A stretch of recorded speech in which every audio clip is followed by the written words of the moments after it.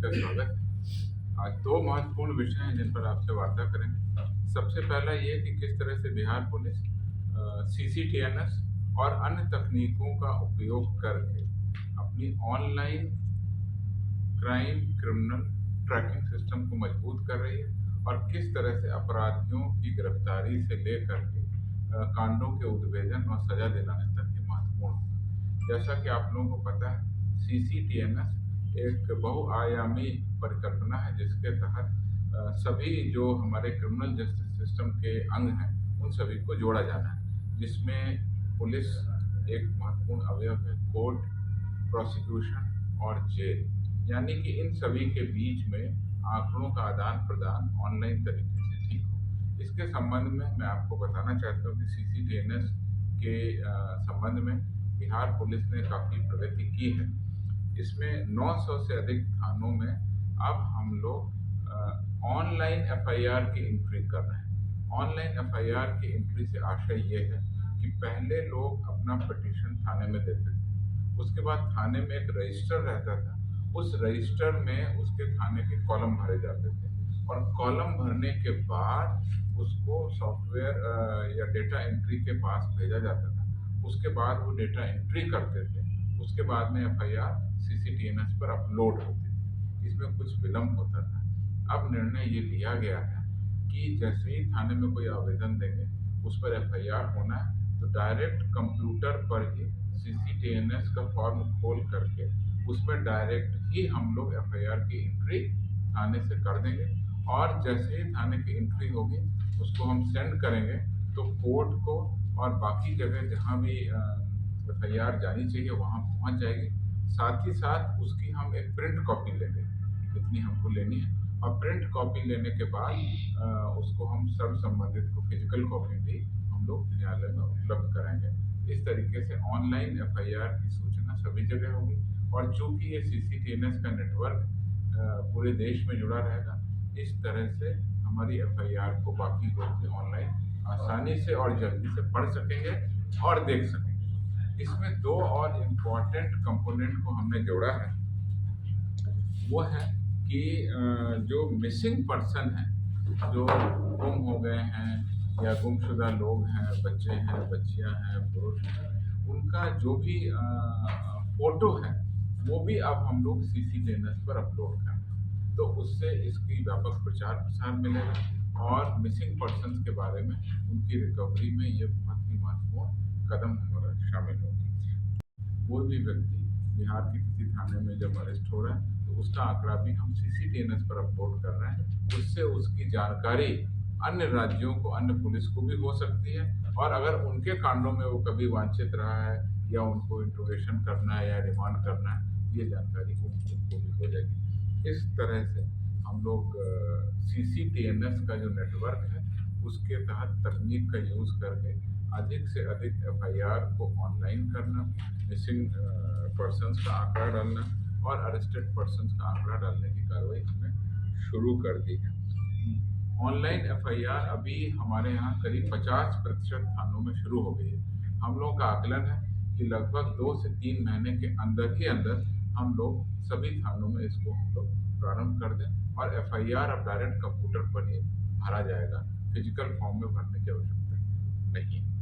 इसके अलावा इसमें जो हमारी मिसिंग व्हीकल है, हमारी गाड़ियाँ या हमारे मोबाइल फ़ोन या इस तरह की कोई भी इम्पोर्टेंट संपत्ति, मिसिंग व्हीकल के संबंध में कोई आंकड़ा है, उसको भी डालने की प्रक्रिया हम लोग इसमें शुरू कर दें। इसके अलावा क्रिमिनल मैटर्स में क्रिमिनल मल्टी एजेंसी सेंटर, क्राइमैक बोलते हैं, तो उस क्राइमैक के सॉफ्टवेयर पर भी बिहार पुलिस काम कर रही है और उसके तहत अपराध कर्मियों का आदान प्रदान एक राज्य से दूसरे राज्य की पुलिस के बीच बहुत आसानी से होगा। इस क्राइमैक सॉफ्टवेयर पर भी हम लोग कार्रवाई कर रहे हैं। इस पूरी तैयारी में हम लोगों को पिछले करीब 8-9 महीने लगे, जिसमें हमने नए लोगों को चयन किया, उनको ट्रेन किया और अब सब थानों में सीसीटीएनएस की एंट्री के लिए हमारे पास डेटा ऑपरेटर्स या उसकी एंट्री करने वाले लोग हैं, जिनका लगातार प्रशिक्षण भी दिया गया और डेटा एंट्री को अपलोड करने के लिए जो नेटवर्क की ज़रूरत थी, जिस कम्युनिकेशन इक्विपमेंट्स की ज़रूरत थी, उन सभी को भी हमने सुदृढ़ किया। तो इस तरीके से हम लोग लगातार CCTNS का उपयोग करते हुए अपनी कार्रवाई को आगे बढ़ा। इसी क्रम में आप हाल के दिनों में जो घटनाएं हुई हैं उनका उद्भेदन भी हमने किया है। 25 नवंबर को सीतामढ़ी जिले के नगर थाना अंतर्गत 7 अपराध कर्मियों को हमने गिरफ्तार किया। इन गिरफ्तारियों में से जो संजय राउत नामक अपराधी है उसके विरुद्ध सीतामढ़ी के कई थानों में कांड अंकित है। अन्य अपराध कर्मियों के विरुद्ध भी कांड अंकित है और इनके पास से बहुत सारे गृह वेतन, चोरी और अन्य अपराध में प्रयोग किए जाने वाले इक्विपमेंट भी बरामद किए हैं। इनके विरुद्ध में कुल 8 कांड हमारे पास में दर्ज बताए जा रहे हैं और भी कांडों का हम उद्भेदन करेंगे, इनसे हम लोग पूछताछ करेंगे। सहरसा के बनगांव थाना में 2 हथियार तस्करों को हमने गिरफ्तार किया और कारतूसों की बरामदगी की है। मुंगेर के कासिम बाजार थाना में भी हमने 2 अपराध कर्मियों को अवैध आग्नेयास्त्र के साथ गिरफ्तार किया है। कटिहार के बराड़ी थाना में 50,000 के इनामी कुख्यात अपराध कर्मी राजेश यादव को हमने छापामारी में गिरफ्तार किया। गया के रामपुर थाना में टॉप 10 अपराध कर्मियों में शामिल वांछित अपराध कर्मी को हमने, जो कई सालों से 7 सालों से रंगदारी आमचल के कांड में फरार चल रहा था, इसको गिरफ्तार किया। वैशाली के महुआ थाना में पेट्रोल पंप कर्मी से लूटकांड की घटना हुई थी। लगभग 24 घंटे से कुछ ही अधिक समय में हम लोगों ने इसका उद्भेदन कर लिया और इसमें 3 अपराध कर्मियों को हमने गिरफ्तार किया गया। कट्टा कारतूस भी बरामद किया गया, लूटी गई राशि को भी बरामद। दो महत्वपूर्ण उपलब्धियां हैं जो साइबर से संबंधित हैं। सबसे बड़ी महत्वपूर्ण उपलब्धि साइबर अपराध कर्मी का बड़ा गिरोह जो कि भोले भाले लोगों को अपना शिकार बनाता था, एक साथ संचालित करते थे नवादा में। वहाँ पर साइबर थाना के द्वारा उनका लोकेशन लिया गया और नवादा के वारसिलीगंज थाना क्षेत्र में छापामारी की गई और उसमें से 18 अपराध कर्मियों को घटनास्थल से हम लोगों ने गिरफ्तार किया। इन लोगों ने पूरे भारत में कई लोगों को लोन के नाम पर, कई लोगों को फाइनेंस कराने के नाम पर ठगी करते थे, जिसमें धनी फाइनेंस, SBI, इस्लामिक फाइनेंस इत्यादि लोगों के नाम पर लोगों से आधार कार्ड इत्यादि भी प्राप्त कर लेते थे, झांसा देते थे। इनके पास से हथियार भी बरामद हुए और करीब 81,700 रुपये राशि भी बरामद की। बेगूसराय के साइबर थाना में ATM कार्ड बदलकर साइबर ठगी करने वाले एक अपराध कर्मी को हमने गिरफ्तार किया। इसने एक व्यक्ति से ATM से पैसा निकालने के क्रम में उस व्यक्ति का कार्ड ही बदल दिया और करीब 1.5 लाख रुपए की निकासी कर ली। इसमें हम लोगों ने पूरी जांच की तो अपराध कर्मी का नाम क्लियर हुआ। उसके बाद हम लोगों ने उसको गिरफ्तार भी किया। तो उसके पास से PNB का खाता चेकबुक एक, HDFC का चेकबुक एक, IDBI बैंक का चेकबुक एक, यूको बैंक का ATM कार्ड और अन्य आधार कार्ड, पैन कार्ड इत्यादि सब बरामद किया। इस गिरोह से भी, इस व्यक्ति से भी हम लोग गंभीर पूछताछ कर रहे हैं और आगे जो फॉलो होगा उसको बताएंगे। कुल मिलाकर के अपराध और अपराध कर्मियों के विरुद्ध हम लोग लगातार कर रहे हैं। Thank you. विस्तृत बताना संभव नहीं है। वो ये है कि जेल से जैसे ही कैदी छूट रहे हैं, चूंकि ये आंकड़ा अब सभी जगह शेयर होगा। मैंने आपको बताया CCTNS का आंकड़ा 4 जगह शेयर होगा, इसमें कोर्ट, प्रिजन, प्रोसिक्यूशन और पुलिस शामिल है। तो जैसे ही जेल से कोई कैदी छूटेगा हमारे पास उसकी जानकारी होगी और अब हम उसकी ऑनलाइन ट्रैकिंग या ऑफलाइन जो भी हमको मॉनिटरिंग करना है वो व्यवस्था भी हम लोग शुरू कर देंगे और कर भी रहे हैं, कई मामलों में कर भी। दूसरा चीज़ है कि केस डिटेक्शन कैसे हो, बेहतर तरीके से हो, क्या आंकड़े हैं, किस तरीके के आंकड़ों से अपराध होता है, उसके डिटेक्शन के लिए एक सॉफ्टवेयर है। उस सॉफ्टवेयर को भी अब हम थाना लेवल पर उपलब्ध कराएंगे, उनकी ट्रेनिंग देंगे, जिससे थाना स्तर पर होने वाले छोटे अपराधों में भी उस डिटेक्शन सॉफ्टवेयर का यूज़ करें और उससे अधिक कांडों में उद्भेदन हो सके। तो इस प्रकार से संक्षेप में हम लोग ये तकनीक का उपयोग करके बिहार पुलिस को आगे बढ़ाते हुए अपराध कर्मी और अपराध सभी की जानकारी को एकत्रित कर रहे हैं, सॉफ्टवेयर का उपयोग कर रहे हैं, डेटा का संग्रहण कर रहे हैं और जिससे कि हम लोग अन्य राज्यों की पुलिस से भी शेयर कर रहे हैं और अपने यहाँ डिटेक्शन में भी उसको यूज़ करें। ये हमारे पास में महत्वपूर्ण जानकारी थी।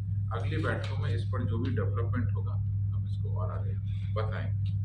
दूसरा जो इधर कुछ दिनों में जो हमारी इम्पोर्टेंट उपलब्धि हुई है उसके बारे में, और साइबर अपराध कर्मियों पर हम लोगों ने गिरफ्तारी की है और लूट की घटनाओं का उद्भेदन हुआ है, उसके बारे में संक्षेप में आपको बताना चाहिए। गया के टिकारी थाना में अभी 2 दिन पहले 24 नवंबर को 5 अभियुक्तों को गिरफ्तार किया गया और उन अभियुक्तों से जब पूछताछ की गई तो उन्होंने बताया कि गया जिले के टिकारी थाना में एक अपराधी है जिसके घर में मिनीगन फैक्ट्री चलाई जा रही है। जब उसके घर में छापामारी की गई तो पूरा का पूरा मिनीगन फैक्ट्री बनाने का पूरा सामान, बेस स्थापित करने वाला लकड़ी का, लोहे का, उसकी बॉडी सारा हमने बरामद किया। तो एक तरह से हत्याकांड के अभियुक्तों से पूछताछ के क्रम में पूरे के पूरे मिनीगन फैक्ट्री का हम लोग उद्भेदन किया। औरंगाबाद के ओबरा थाने में भारी मात्रा में अवैध आग्नेयास्त्रों एवं कारतूसों की बरामदगी गुप्त सूचना के आधार पर पुलिस ने की। यह पता चला था कि ये कारतूसों की और हथियारों की खरीद बिक्री करते और अवैध तरीके से लोगों को उपलब्ध कराते। तो इनके पास से 2 बड़े राइफल, 2 देसी पिस्तौल, 1 कट्टा, 24 कारतूस, रेती, रेंच, अन्य सामान हमने बरामद किया और मुन्ना सिंह नामक अपराधी को गिरफ्तार भी किया। तीसरी मुख्य उपलब्धि औरंगाबाद के दाऊदनगर थाना में, यहाँ पर 23 नवंबर को मिनीगन फैक्ट्री का उद्भेदन किया गया और पता चला कि एक बोरिंग का एक रूम बना हुआ है खेत के बीच में। उस बोरिंग के रूम में अवैध तरीके से लोग बैठ करके मिनीगन फैक्ट्री बना। ये जब गुप्त सूचना हम लोगों को ग्रामीण क्षेत्रों से मिली उसका सत्यापन किया गया। 5 अभियुक्तों को वहां से रंगे हाथों गिरफ्तार करते हुए अवैध हथियार बनाने की सामग्रियों का हमने उद्भेदन। ये सुना मिला कि 900 थानों में ऑनलाइन एंट्री हो रही है, फिर हमने कहा कि 50% हो गया है, बाकी हम लोग देने में कर 1066 मेरे पास में आंकड़ा है, लगभग 50% में शुरू कर दिया हम लोगों ने और 956 में हम लोग जहाँ ये लगा हुआ है CCTNS वहाँ पे करीब 950 है फिगर, तो वो हम लोग शीघ्र कर देंगे। कुल मिलाकर के एक समझिए कि डिजिटल पुलिस का एक कॉन्सेप्ट है, सारा डेटा डिजिटली अवेलेबल हो। डिजिटल पुलिस के पूरे सभी एलिमेंट्स हैं, उस एलिमेंट्स में सब चीज़ें ऑनलाइन हों, FIR से लेकर प्रोसिक्यूशन। अगली उसमें हम लोग आपको कितने अभियुक्तों को सजा मिली वो हम अगली प्रेस कॉन्फ्रेंस में आपको इकट्ठा करते हैं। वही 950 में 50% हो चुका है। हाँ, मैं आपको अभी कंफर्म में करता हूँ। सर एक चीज़, सर कोर्ट में जो भी किसी एक्यूज्ड की प्रोसेसिंग होती है या ट्रायल होता है तो क्या अपडेट वो थाना को नहीं आता है? जो मान लीजिए कोई वेटनर क्रिमिनल है उसका बेल होने वाला है तो उसको लेकर के आपको जानकारी, ऑनलाइन सिस्टम नहीं हाँ है। जब CCTNS पूरी तरह से लागू हो जाएगा तो इसका फायदा जो भी दस्तावेज है वो इलेक्ट्रॉनिकली ट्रांसफर होंगे। yes. जैसे कि आपने देखा अभी मनी ट्रांसफर करते हैं तो एकदम से आपको SMS आ जाता है, तो अब वो तभी संभव है जब वो लिंक और सर्वर एक दूसरे से बात करें और जुड़े हुए हों और उसमें कोई ऑपरेशनल दिक्कत नहीं हो। अभी कई मामलों में जो है ये गैप रह जाता है। हालांकि कोर्ट में हमारे प्रोसिक्यूशन पदाधिकारी उपलब्ध रहते हैं और हमारे पुलिस के कांस्टेबल और पदाधिकारी भी उपलब्ध रहते हैं महत्वपूर्ण मामलों में, और जब भी सुनवाई होती है, कोई फैसला होता है या कोई जानकारी होती है वो शेयर करते हैं, लेकिन वो फिजिकली है, वो उपस्थित रहते हैं फिर बताते हैं। अभी ऑनलाइन होने से वो सारा चीज। सर ऑनलाइन FIR कैसे कब तक शुरू होगी? वो ऑनलाइन FIR दूसरी चीज उसमें बताएंगे।